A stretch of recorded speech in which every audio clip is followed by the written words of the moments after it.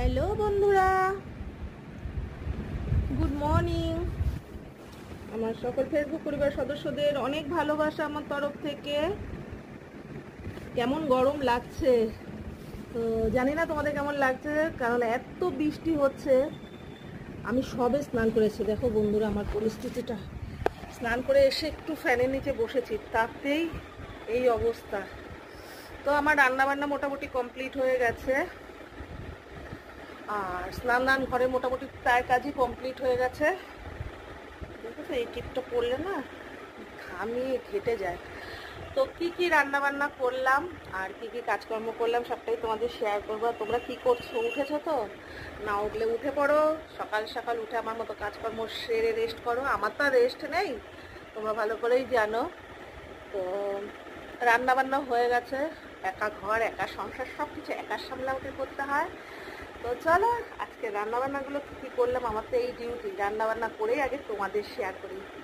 তোমরা দেখো আর দেখে কমেন্ট করো। তো চলো আজকে রান্নাবান্নাগুলো তোমাদের দেখানো যাক। ফ্যানের নিচে বসছে একটু, তো বসে হাওয়া খাচ্ছিলাম। রান্নাবান্না দেখাবার আগে দেখো বাইরে আর আজকের ওয়েদার, একটু রোদ ওঠাতে, আজকে একটু রোদ উঠেছে, তার এই পরিস্থিতি।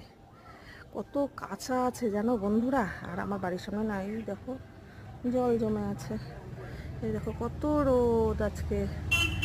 তো কি করব, ভীষণ গরম লাগছে, কিচ্ছু ভালো লাগে না জানো তো।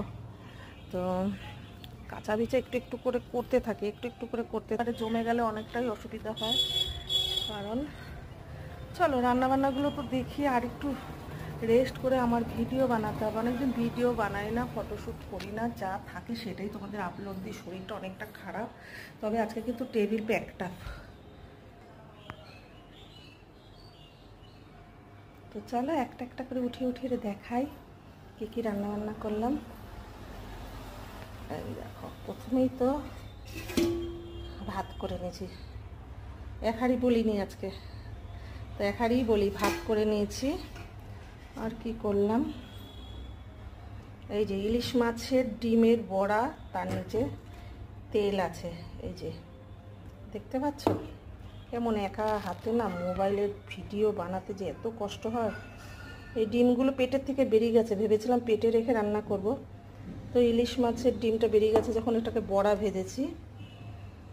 আর কি করলাম, এই দেখো কাতলা মাছ ভাজা তো থাকবেই 2 পিস, আর এটা মাংস আছে, মুরগির মাংস আছে।